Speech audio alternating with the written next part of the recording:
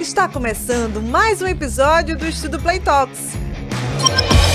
Sua aprovação no Enem passa por aqui. Olá, a gente está começando mais um episódio do nosso Estudo Play Talks, o podcast do Estudo Play que vai dar um play na sua aprovação. Vamos embora? Hoje a gente vai falar sobre o Brasil e a nova Rota da Seda. Escuta só. A China está redesenhando o comércio global com um dos maiores projetos de infraestrutura do século, a nova Rota da Seda. Ela foi criada em 2013 e é uma iniciativa que conecta países por meio de portos, ferrovias e redes de energia. E o Brasil já começa a aparecer nesse mapa estratégico. O que significa para a nossa economia, para os transportes e para o papel na geopolítica internacional? É o que a gente vai descobrir aqui com Raoni e Breno no nosso podcast, né? Oi, meninos. Tudo bem com vocês? Tudo beleza. Ó, para mim eu já fico logo assim, nova rota, então tem que ter uma antiga aí, né? O que seria a nova Rota da Seda ou a antiga Rota da Seda? Bom, a nova Rota da Seda é fatalmente o assunto central do podcast de hoje. Como é que essa iniciativa que muda a geopolítica global, partindo sobretudo da China, acaba mudando os caminhos mesmo dessa geopolítica e da logística nacional e internacional. Mas a velha Rota da Seda é um fenômeno muito interessante para ser analisado, né? Tem várias vias históricas para fazê-lo, vou me arriscar, né? Visto que sou um geógrafo, mas essencialmente quando a gente fala dessa velha Rota da Seda, a gente está falando dos caminhos que eram percorridos desde a Ásia até a Europa. Bom, hoje isso pode não parecer tão desafiador, mas a gente está falando de iniciativas que podem ter começado no século II a.C. Caramba. Então a gente está falando de algo muito antigo que já era praticamente um embrião de um processo de globalização, gente. A gente está falando de essencialmente percorrer a maior extensão por terra de um continente possível, né? Que é da Ásia até a Europa. Essa rota era cumprida principalmente para poder conectar o Império Chinês com a Europa e também com o Oriente Médio e com o norte da África, né? Havia muitos produtos, né, que eram produzidos pela China, inclusive a seda, por isso esse nome, e que eram bastante desejados, sobretudo, de novo, na Europa e no norte da África. E isso provocava, criava, né, esse período que ficou conhecido também como Era do Bronze, por conta do bronze ser utilizado como moeda de troca em muitas dessas mercadorias entre essas duas áreas antagônicas aí do globo. A China deu, portanto, demonstrações de que a sua capacidade de se estabelecer como líder do comércio internacional não é exatamente algo novo. É algo que se consolida, inclusive, ao passar de amplas eras históricas, né? E agora ela está buscando recolocar-se nessa posição, né? Na realidade, quando a gente olha para o desempenho da China hoje, ela meio que já é isso, né? Mas, enfim, há um desafio, né, que é tentar se reposicionar nessa geopolítica extremamente disputada, principalmente com os Estados Unidos, talvez hoje seu maior protagonista. E essa nova, Raoni, não é tão nova porque é de 2013. Isso, né? 2013. Perfeito. Então que ela começou com essa movimentação de querer abrir mais o comércio, fazer melhores relações, inclusive, né? Perfeito. A gente está vivendo um momento, do ponto de vista geopolítico, gente, que é único. A gente está vendo a transferência de um poder geopolítico. Poucas vezes na história a gente teve a oportunidade de ver esse processo, né? Um processo que geralmente leva muito tempo, né? Mas ao passo que os Estados Unidos, notadamente, têm perdido, né, esse poder geopolítico, essa participação no comércio internacional, a China tem assumido cada vez mais essa posição de protagonismo. Ou pelo menos tem tentado, né? Porque, de novo, E tem tentado bastante. isso é um alvo de disputas. Sim. Mas o fato é que a China está tentando construir agora é uma nova infraestrutura, e aí óbvio que ela vai sinalizar a retrospectiva histórica de ter vivido esse passado de um comércio muito glorioso, através de infraestruturas que serão necessárias, obviamente, para dar vazão a todos esses produtos, nessa nova geopolítica que está se colocando. Eu acho que ainda falando sobre a velha Rota da Seda, no entanto, é importante perceber que para muitos historiadores, a China não era exatamente uma protagonista nessa Rota da Seda. Isso é curioso. É um tópico que ela meio que trouxe para si. Ela construiu a imagem de ser o personagem principal da Rota da Seda. Mas, na realidade, os principais responsáveis por essa rota eram os países intermediários. Eram os países que estavam entre a China e o Ocidente, principalmente no Oriente Médio, né? Esses povos, no entanto, a maioria deles ruiu, né? A gente está falando sobretudo povos que viviam em territórios do Cazaquistão, Uzbequistão, os Tão, né? Como genericamente a gente chama esses. E esses países, a maioria deles ruiu, eles passaram por crises climáticas, inclusive, muito graves. Então, meio que quem contou a história desses lugares foram historiadores de outros lugares, da Europa, da China, e aí, para esses, o intermediário é menos importante. Mas a gente tem que, a rigor histórico, inclusive, lembrar que esse intermediário não é nem de longe menos importante. Afinal de contas, a Rota da Seda só existiu efetivamente porque essas pessoas construíram a rota. A rota, é. E Cabia presta a China, atenção nessa palavra, a rota, né? Existe um caminho ali, né? cabia a China construir parte desses produtos. Inclusive, a seda, por muito tempo, nem era exatamente o principal produto dessa rota. Essa rota era muito mais complexa. Talvez tenha sido a motivação, mas não o produto final, né? Sim, por ela transitavam coisas muito diversas, né? Especiarias, tecnologias, etc. Madu, eu sei que você quer falar alguma coisa, mas Sim. tem uma coisa importante. Eu adoro essa palavra que, inclusive, eu aprendi aqui no podcast, né? Que é o soft power. Né, que é uma demonstração sutil de poder. E um dos projetos da China dentro dessa nova Rota da Seda é a importação de cérebros. Países que querem se desenvolver. Como assim? Os países, digamos assim, de maneira subdesenvolvida no Brasil. Vamos pegar o nosso exemplo aqui. Então a gente exporta cérebros. A gente tem um exemplo de um grande cientista, que é o Miguel Nicoleles, né? Que é um cara, a primeira pessoa que tentou fazer um tetraplégico andar, né? Então ele queria ele fazia uma interface homem-máquina, né, com que a gente, com o pensamento, a gente pudesse ativar uma máquina, um exoesqueleto, né, grudado na gente. E o cara chegou para a maior universidade da gente, que é a USP, e falou: preciso de recurso, preciso de gente para trabalhar, preciso de computadores. Ele falou: não tem recurso. E o que o cara faz? O cara sai. Então, os maiores cientistas do Brasil não trabalham no Brasil, trabalham fora. Então, o Brasil exporta, né, cérebros. E países que estão nesse processo de desenvolvimento, o Japão fez muito isso, a Coreia do Sul fez muito isso, a China está fazendo também há um tempo, é trazer essas pessoas com diversos tipos de incentivo, tipo bolsa, tipos de financiamento. Então, isso também é uma demonstração de soft power, porque você tem cérebros ali, né? Então, olha o que é que as pessoas que estão aqui podem produzir, o que é que a gente pode pensar, né? Então, isso na publicação de artigos científicos, desenvolvimento de novos produtos na bioquímica, na farmácia, na medicina.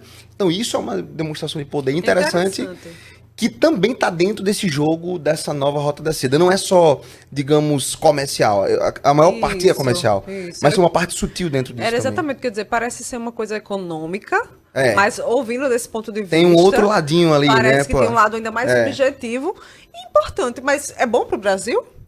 A rota, assim, ouvindo vocês, me parece ser algo que agrega ao nosso país, de certa forma, mas há intenções por trás, não é isso? Tem. Aqui eu acho que a gente pode apontar de já uma dualidade, né? Se por um lado a rota pode trazer um conjunto de infraestruturas interessantes para o Brasil, a gente já vai chegar nisso. Por outro, inclusive em pontos que o Breno acabou de colocar, não é nada positivo, tá? Esse processo que foi colocado, na geografia a gente chama ele de fuga de cérebros. Isso porque, do nosso ponto de vista, ele é quase sempre uma derrota, uma fuga desses cérebros para centros onde a geração de ciência é mais desenvolvida. Então, nesse sentido, a Rota Seda não é nada interessante para o Brasil. E é triste, né? A gente pensar que as nossas universidades estão perdendo nossas melhores mentes, né? É claro que é uma pessoa, uma anedota, mas o Nicodelis é uma pessoa que foi formada na USP. Na USP, exatamente. Você já Ele é pensou produto daquilo ali. quanto custa formar um médico na USP? É muito caro. Muito E é um exorbitante. investimento que a gente fez e, sobretudo, os Estados Unidos usufruiu.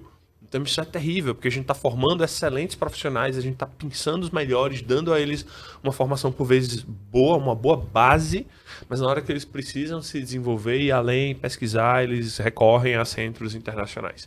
E a China está nesse recrutamento o tempo todo. E a China é gigante, né? Muitas instituições, o país imenso. Então, Indústrias. assim, se eles quiserem trazer gente, eles vão trazer muita gente. Então, eles vão, entre aspas, a palavra tipo é meio que roubar mesmo, né? Tá, tu não tá conseguindo fazer, não. Vem pra cá, que eu vou te dar bolsa, eu vou te dar dinheiro, eu vou te dar liberdade pra tu Escutando desenvolver me parece até um processo colonizador. as tuas ideias. Por aí, né? Me corrijam se eu estiver errada, porque me parece quase que isso. Vamos substituir essa mente por essa outra da minha parte para me filtrar nesse lugar. Eu acho que no sentido de exploração, é sim, né? Porque, veja, é muito cômodo, né? Você não tem um custo de formar a pessoa e você traz ela pronta, né? Adulta já, para servir de força de trabalho, geralmente explorada e barata. Não vai demorar, tá? Para vocês aí do outro lado, quando vocês passarem na universidade e preferencialmente em cursos de áreas de tecnologia, vocês vão ver isso acontecendo. Seu Instagram vai encher de convites em mandarim para você estudar nas universidades dele, né? Isso é muito comum, especialmente, de novo, para os estudantes de tecnologia, mas não exclusivamente. Tanto é que já fica a dica, estuda em mandarim, viu? Porque depois do inglês é o que tá vindo aí, mandarim. É verdade. Mas, enfim, eu acho que, como a gente colocou, esse é um braço da Rota da Seda, mas não é o único. Por outro, ele pode sim ser muito interessante para o Brasil. Quando a gente pensa nos problemas econômicos e logísticos, claro, do Brasil, a primeira coisa que precisa estar na nossa mente é que o Brasil é um país muito poderoso, muito viável do ponto de vista econômico, mas que precisa construir, com perdão do trocadilho, os trilhos desse desenvolvimento econômico, né? E, infelizmente, a gente anda patinando bastante. A quantidade, gente, de grãos que é desperdiçada por esse Brasil afora é uma aberração, uma monstruosidade, né? Eu lembro-me de passar pela Chapada Diamantina e em algumas curvas da Chapada Diamantina eles chamam as curvas de curva da soja, curva do milho. E eu achei engraçado, mas não sabia exatamente de onde vinha aquilo. Até descobri que as curvas tinham um nome porque os caminhões, as carretas viravam e o milho ou a soja descia a ribanceira e virava uma plantação daquele produto a céu aberto. E aí, quanto isso custou? De desperdício, talvez até mesmo de perda de vidas. Até quando a gente vai continuar cumprindo deslocamentos gigantescos com caminhões? Gente, a capacidade de carga do caminhão é muito limitada, o risco é muito alto. Sim. Você está falando de uma pessoa numa estrada, às vezes esburacada, de mão dupla. E o que propõe a Rota da Seda, dentre outros tópicos que a gente vai falar hoje, é principalmente para o Brasil a construção de vias que conectem o Brasil e outros países da América Latina, preferencialmente, numa via bioceânica. Porque, veja, se você olhar para o mapinha do Brasil... Se você olhar para o mapinha do Brasil, a gente só está conectado a um oceano, é o Atlântico. O outro lado está fechado pela... E isso é um problema, porque você tem que dar uma volta enorme para conseguir chegar até a China. Sendo que a China é o nosso maior parceiro comercial. Ou seja, a gente está gastando muito para levar mercadorias para a China. E o que é que o Brasil mais vende? Minério de ferro, soja, milho... Só coisa pesada, volumosa e grande. Não é como se a gente pudesse colocar num avião. Então os navios vão super carregados. Né? Então qual a proposta da China para o Brasil nessa iniciativa? A gente pode até falar também sobre em outros países, em outras regiões. Mas para o Brasil, a proposta é linkar isso, se não por vias ferroviárias, por vias rodoviárias, o Brasil, talvez ao Peru, talvez a Bolívia, talvez a Argentina e Chile, para que aí se a gente ligue do Atlântico ao Pacífico. E aí, veja, pelo Pacífico, eu tenho mais perto, praticamente uma linha reta para chegar na China. A nossa produção conseguiria colocar na tela aí essa questão. É interessante isso aí, porque de essa saída mesmo, lá por baixo do Brasil, né, ali pelo Chile, ali, a arbetazinha do Chile, passar lá por baixo, e eu já fiquei sabendo que aquela região ali é horrível de navegar, super perigoso.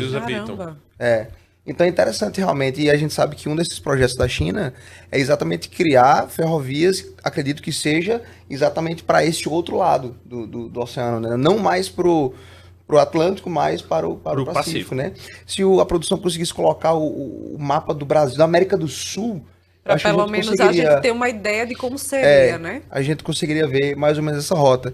E é interessante que a China, nesse projeto com o Brasil, ela já investiu 27 bilhões de dólares. E olha que interessante, a maior parte desse investimento, né, os 6 bilhões, adivinha? para a indústria de carros elétricos. Tinha que ser, né? A gente sempre fala da indústria de carros elétricos, é uma coisa que está em alta, envolve física, geografia, história, química, um monte de coisa. Sim. Fatalmente vai estar na sua prova, tá? Em algum momento vai ter alguma questãozinha lá que vai envolver isso.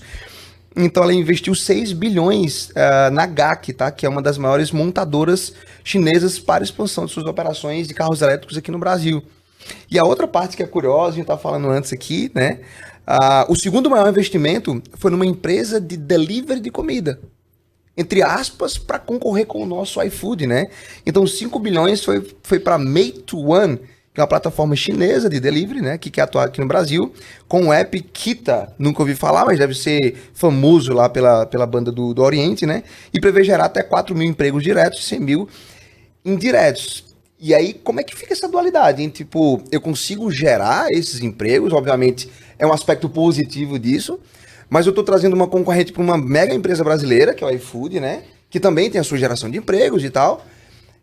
Onde é que está a vantagem e a desvantagem disso? A gente consegue analisar? É mais um ponto onde eu enxergo uma dualidade muito grande. Legal, eles estão trazendo muito investimento para o Brasil, mas será que é o melhor investimento possível? Trazer uma empresa para concorrer com uma empresa brasileira já bastante consolidada?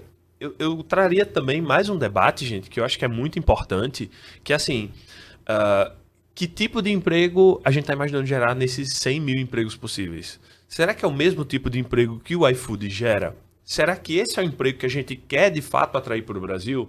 Eu imagino que não.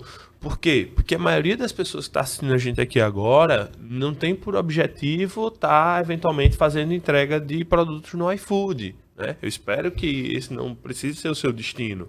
É claro Até que é um porque emprego... a gente sabe dos problemas que existem a partir desse tipo de emprego, né? É um emprego digno como qualquer outro. Óbvio que a gente tem o maior respeito pelas pessoas que fazem essa função mais do que digna de entregar as mercadorias até a porta da nossa casa em dias chuvosos, nos finais de semana, distantes das risco suas no famílias. trânsito, né? Que é uma das piores partes do negócio. Mas esse é o ponto, gente. Sobretudo, é um emprego muito complicado, é um emprego muito difícil. Como é que você imagina a manutenção dessa relação trabalho a longo prazo?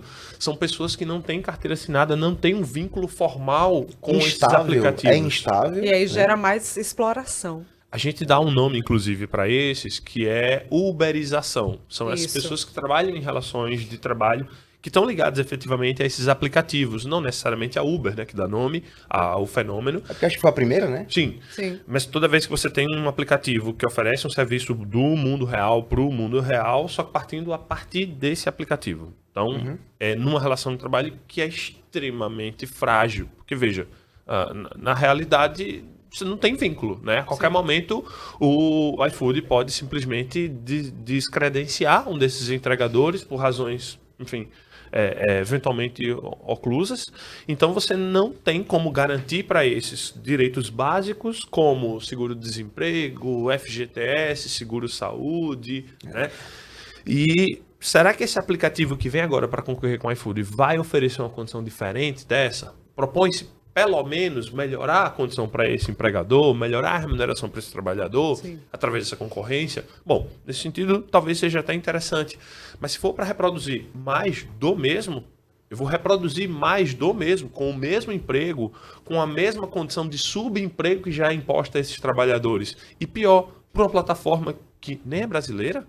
Será que essa é uma decisão inteligente para se tomar? Tem uma questão, Rani, que eu acho legal falar para o pessoal que eles são jovens e talvez não entendam muito bem como funciona essa relação de trabalho, mas essas empresas que trabalham, que fazem parte da uberização, é claro, o Uber foi a primeira grande que surgiu nesse tipo de mercado, eles não entram com nada. E você entra com tudo. E tem aquele negócio, entra quem quiser. Então você pega uma pessoa que pode estar ali fragilizada, quer fazer uma renda extra, entra com praticamente tudo que você tem, um instrumento de trabalho você e os seus próprios bens, e você não tem nenhum tipo de direito, né? Então, quando a gente trabalha, por exemplo, numa instituição de ensino séria, a gente tem a CLT, né, que são as consolidações das leis do trabalho, a gente está assegurado pelo INSS, se eu sofrer um acidente, eu precisar tirar um atestado, acho que mais de 15 dias, 30 dias, não lembro, eu vou estar assegurado, eu vou ter ali um salário ali, que eu vou receber aquele salário. Então, tudo isso são garantias que o trabalhador formal tem no Brasil, né? E todos esses trabalhos que a gente está falando aqui, a gente não tem esses direitos. Então, bota isso que é interessante, tá? Pensa que aquele camarada que te leva no Uber, se ele bater o carro e se aquela ali for a renda principal dele, acabou. Ele não tem nenhum Ele tipo só vai de ter direito. perdas e prejuízos. Ele vai ter que pagar o carro, o Uber não vai fazer nada, ele estando certo ou errado, quem vai pagar o carro é ele vai ficar sem trabalhar, vai ficar sem renda e acabou. Então, esse tipo de trabalho tem esse aspecto super negativo. Claro que também traz o positivo, porque teve gente que estava em condições péssimas e conseguiu ali alimentar a família com um trabalho desse tipo e tal. Então tem os dois lados, a gente tem que olhar para os dois lados. Mas é importante você saber que esses trabalhadores não têm acesso a esses direitos básicos que a gente tem. Perfeito, Breno. Eu ouvindo vocês ainda fica reverberando em mim a história da exploração, colonização. Seria um imperialismo econômico, uma tentativa da China de Excelente propagar pergunta. isso? Há muitos analistas de geopolítica que defendem que sim, que a China tem uma postura, de certa forma, imperialista. A principal acusação que pesa contra a China é a armadilha da dívida. Eles dizem que esse investimento que é feito nos países não é feito, em muitos casos, na forma de uma doação, né? A China constrói e utiliza, no entanto, créditos, né, que são ofertados a esses países. Portanto, se essa infraestrutura for ofertada ao Brasil, a gente teria que, em longo prazo, talvez com juros baixos, mas em algum momento, pagar por esse investimento feito à China. Então, e o que acontece se a gente não conseguir pagar? Nesse caso, a gente se coloca como devedor de outro país. É uma dívida exorbitante, né? Perfeito. Impensável. Dado o tamanho da dívida, ainda que o juro seja baixo, por vezes essa rolagem se torna impagável, realmente muito difícil. E a China pode utilizar isso como uma geopolítica, né? Daí para frente, o que é que ela faz? Ok, se você não pode pagar o empréstimo que eu fiz a você, eu quero tais e tais e tais concessões. Eu quero que a malha que foi construída com o empréstimo agora seja minha, para que eu controle completamente. E esse é o principal ponto que faz com que o Brasil tenha certas ressalvas em aderir completamente ao projeto. Perfeito. Algumas das ofertas que foram feitas são extremamente tentadoras. Há quem diga que a China ofereceu, inclusive para o Brasil, a possibilidade de construção de linhas férreas com trem-bala, o que é uma tecnologia muito avançada, né? Aí parece assim... Brilha ok, os olhos, né? não tem o que pensar, tem que pegar na hora. Mas não é tão simples. Porque se a gente não tiver condições de honrar com esse compromisso, a gente pode perder o controle dessas estruturas e, portanto, da soberania nacional, né? Isso. E até, será que vale a pena? Outro ponto que a gente também precisa discutir em algum momento é até que ponto vale a pena se alinhar mais e mais com a China, sabendo que o nosso segundo maior parceiro comercial é os Estados Unidos. E ele Que é um contraponto da China. com certeza. Vale e ele ressaltar. está olhando tudo isso de perto. E com certeza pode tentar retalhar o Brasil caso a gente dê mais passos nesse sentido de promover efetivamente uma maior integração com a China. Mas e se não aderir, gente? Se não adere? Digamos que o Brasil escolha, não vamos aderir. Existe um impacto também. Eu a acredito que respeito vai disso. estremecer as relações, né? Porque o Brasil e a China tem uma parceria comercial muito forte. Sim. Então, se você vem com isso, né? A China te oferece isso, e você fala, não aceito isso, então possivelmente não vai pegar bem, né? Com certeza. Para a China vai ser muito duro receber essa negativa do Brasil. Seria muito duro receber essa negativa do Brasil. É por isso que o país tem adotado essencialmente essa postura mais pragmática, né? Ela nem refuta o investimento, nem nega o investimento chinês, mas também não adere totalmente à iniciativa, né?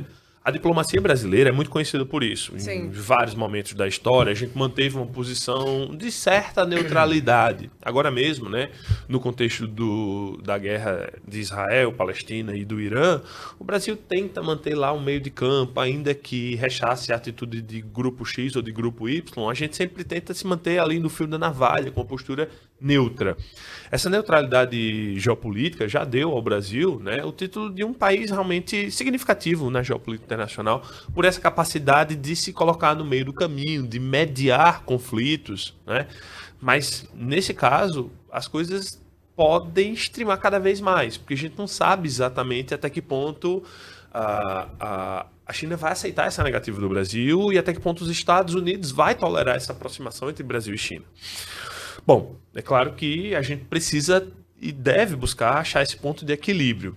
Por um lado, a gente pode dizer que temos uma posição interessante, uma vez que, de novo, a China é o nosso principal parceiro comercial. E mais do que isso, o que a gente fornece à China é, sobretudo, grãos. Então é muito interessante, porque não é como se eles pudessem simplesmente abandonar essa relação com o Brasil. A gente está falando de um país, gente, a China, que é o segundo maior país do mundo, com uma população de 1,4 bilhões de pessoas. É muita gente. É muita gente, é um esforço gigantesco para alimentar todas essas pessoas. Então você precisa do campo brasileiro produzindo. Há, no entanto, nessa Road and Belt Initiative, né, na iniciativa do cinturão chinês, a busca por novos parceiros comerciais, inclusive para diminuir a dependência do Brasil. Muitos desses parceiros podem estar, por exemplo, na África. Então imagina, se aquela rota que a gente falava no início do podcast, entre o Sudeste Asiático, entre a China e a África se concretiza, pode se tornar mais fácil, mais prático, mais barato, produzir e transportar parte disso que hoje é fornecido pelo Brasil em países africanos. Então, isso pode representar também um ponto de virada do ponto de vista geopolítico, para que a China consiga efetivamente ter mais liberdade nessas negociações. Um fato interessante, pedindo licença para a gente entrar um pouquinho na física aqui do negócio, você falou sobre a China trazer para o Brasil o trem-bala, né? Então a gente, falando um pouquinho sobre essa questão do transporte no Brasil, a gente sabe desse imenso problema que a gente tem, que você já citou também, né? Que a maior parte dessa saída desses produtos do local de origem até a evacuação ali pelos portos se vai de maneira rodoviária, que tem muitos problemas e tal. E a gente sabe que as ferrovias são uma excelente ideia, mas o Brasil ainda é muito atrasado em relação a isso, né? Então, por exemplo, os nossos trens não urbanos, tá? Eles ainda utilizam diesel, tá? Então, que é o mesmo combustível, claro, dos caminhões.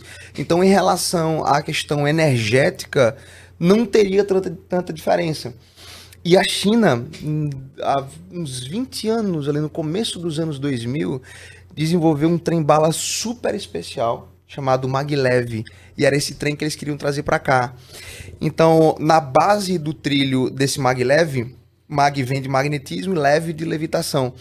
Então, tem ímãs, Raoni, ali, e você coloca ímãs também no trilho com a mesma polaridade. E ímãs de mesmo polo se repelem. Então você coloca o norte aqui e o trem está com o norte aqui, ó. Então esse trem, ele levita.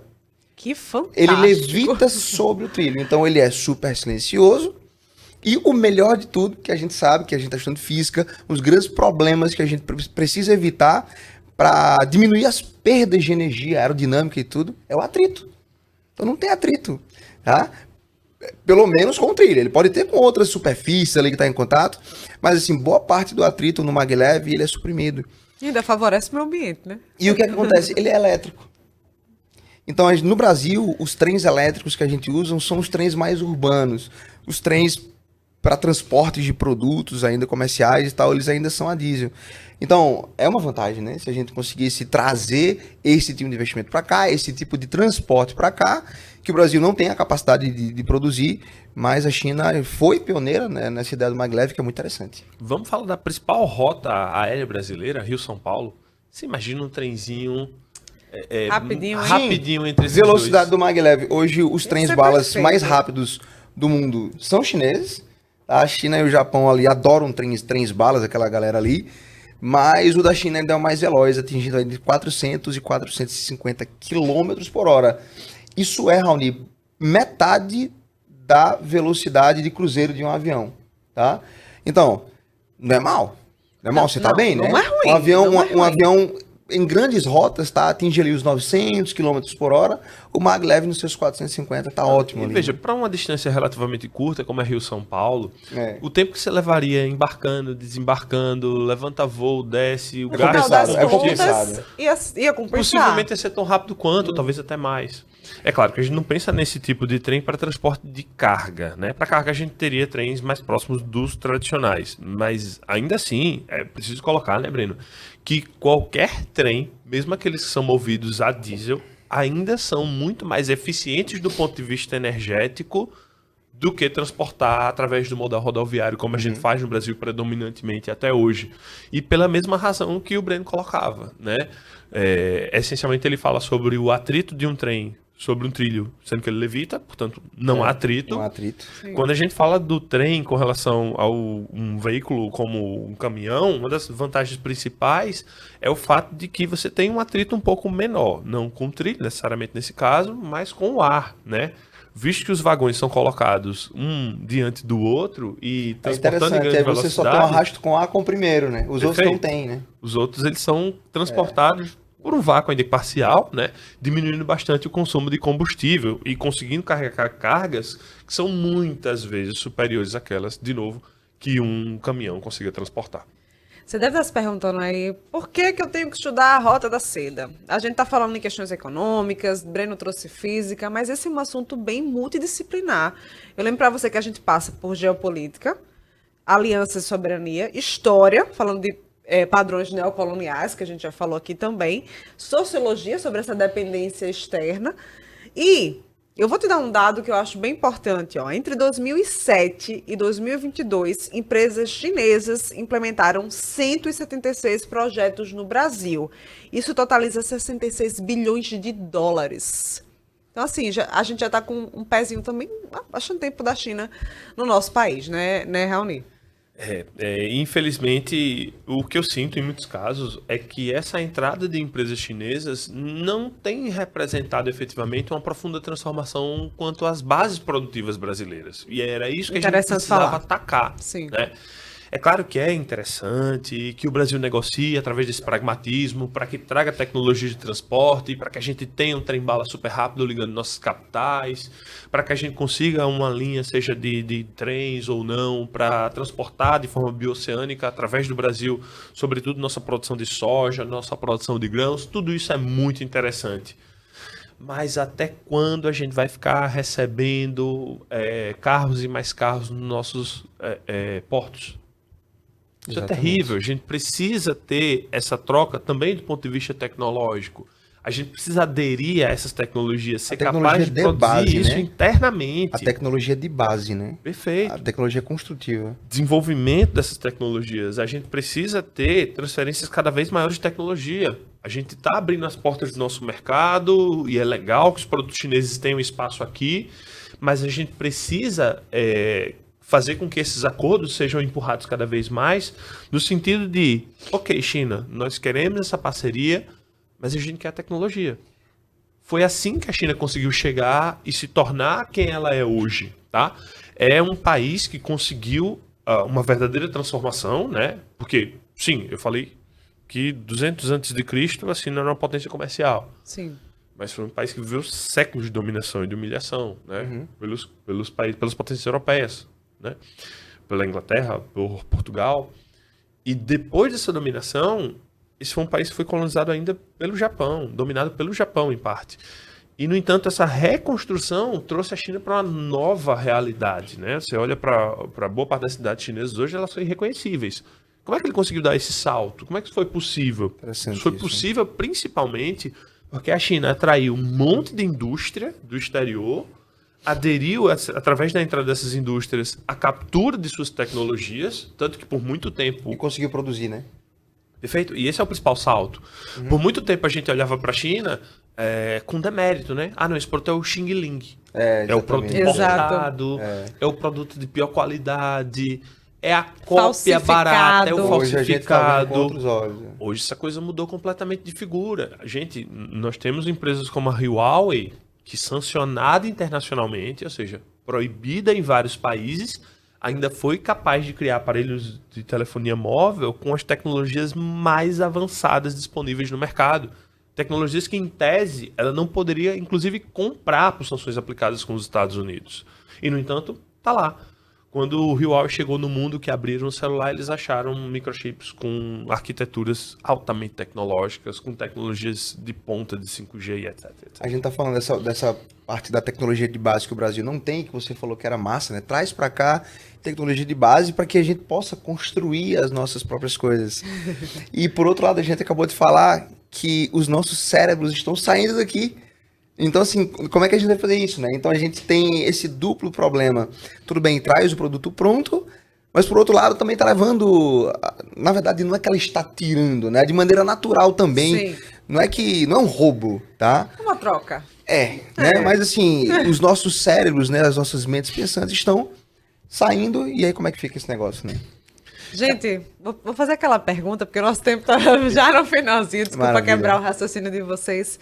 Já falei que é bem multidisciplinar esse assunto, mas como é que cai no Enem para física, para geografia? Para geografia, tenho certeza que é um assunto potente, né? Bom, na geografia, essa relação comercial tá em todo canto, né? É preciso que você lembre que a disputa entre China e Estados Unidos está super acirrada. A gente viu recentemente o tarifaço do Trump e os impactos que isso promoveu Isso. no comércio internacional.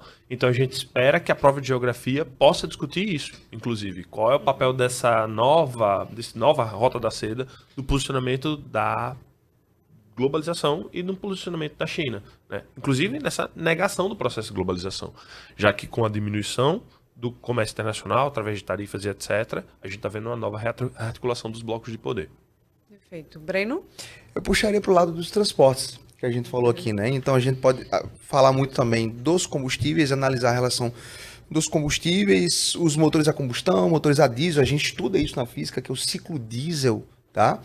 E essa questão de arrasto que a gente falou aqui, né? Então, a velocidade de trem, tudo isso poderia estar contextualizado numa questão dessa, mas abordando uma coisa física. Tipo, a China trouxe pra gente isso. O Enem faz muito isso, né? Contextualizar. Exatamente. Então, eu apostaria nisso. Perfeito. Gente, muito obrigada.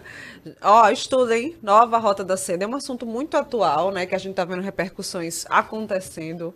Então, fica de olho. A prova tá quase chegando, ela ainda não está tão perto, mas fica de olho, porque o Enem tem dessas, de buscar assuntos que estão em alta, então sempre trazendo. A gente fala muito para a redação aqui no nosso podcast, mas eu acho que esse tema ele deve aparecer principalmente história, geografia, e Breno mostrou para a gente que pode aparecer em física, com certeza. Ó, é isso. Convido você sempre a ouvir a gente no Spotify, Deezer. Não esquece que a gente está no Instagram @estudoplay. Espero você dando seu comentário, dizendo o que você está achando. É muito importante para a gente receber a sua mensagem. E se tem dúvidas, a gente traz para cá também, tá certo? Cheiro bem grande. Muito obrigada pela sua participação. Obrigada, meninos. Tchau, valeu. Oi, galerinha! Hoje a nossa dica de educação física é sobre esporte. Para a gente fazer a nossa prova do Enem, temos que saber os 3 tipos de esporte. Esporte competição, esporte participação e esporte lazer. O que é esporte competição? É aquele esporte que é gerido pela federação, pela confederação, e é o esporte profissional. Isso mesmo, esporte profissional. E temos o quê? Esporte participação. O que é esporte participação? É o nosso esporte que é feito dentro da escola, dentro de um clube, sem aquela vontade, sem a necessidade de ser para competir, sem ser o esporte profissional. E temos o esporte lazer. O que é o esporte lazer? É aquele esporte que a gente faz por prazer no dia a dia, sem regras, a gente mesmo cria a nossa regra, a gente brinca, a gente vai fazer o esporte por prazer, no nosso momento livre. Então isso é o esporte lazer. Então fica aí, ó, a nossa dica, lembrando, hein? Temos esporte competição, esporte participação e esporte lazer. Tenha uma boa prova. Um grande salve a todos e todas. Quem está falando aqui é José Mantovani, seu professor da disciplina de Sociologia aqui do Estudo Play. E olha lá, vim trazer para vocês uma dica rapidinho hoje sobre uma das escolas críticas da filosofia, mas também que tem uma importância bastante objetiva na Sociologia, que pode estar presente na sua prova do Enem. Eu estou falando hoje da Teoria Crítica à Escola de Frankfurt. E um grupo de pensadores que durante aquele intervalo do entreguerras, lá em 1924, vai começar a pensar qual foi o destino, né, esperado pela intelectualidade na virada do século XIX para o século XX, destino da ciência. Será que a ciência agora, enquanto uma promessa de racionalidade, racionalização do mundo, vai se cumprir? E eu te digo, se você pegar o contexto da entreguerras, Primeira Guerra Mundial, depois crise da Bolsa de Nova York, que olha só, crise financeira, crise da razão, depois Holocausto, etc., você vai ver que o clima de decepção vai assolar os pensadores desse momento. Qual é a grande questão? Eles vão desenvolver um conceito que é o conceito de indústria cultural. Enquanto que uma indústria que produz mercadorias, mas que mercadorias? Mercadorias culturais ou ainda bens culturais. Vão estar falando sobre a cultura de massa, meu povo. E aí eu te digo, será que esse tema, desenvolvido 100 anos atrás, a partir da perspectiva crítica de Walter Benjamin, Herbert Marcuse, Marcus Horkheimer, entre outros, como Theodor Adorno e até Jürgen Habermas, faz sentido para a gente pensar o mundo hoje? Lembre de uma coisa, viu? A história muitas vezes acontece enquanto tragédia e se repete enquanto farsa. Você que está aí se preparando para o Enem, vem com a gente para mais dicas como essa e para as aulas aqui do Estudo Play. Tá feliz? Vamos nós! Olá pessoal, meu nome é Rodrigo Paes Eu sou professor de arte e literatura aqui pelo Estudo Play e a minha dica de hoje vai ser sobre os escritores canônicos que geralmente são cobrados na prova do Enem. Para início, a gente não pode deixar de falar sobre ele, um dos artistas na literatura que mais se repete ao longo de 10 anos de prova de Enem. Machado de Assis.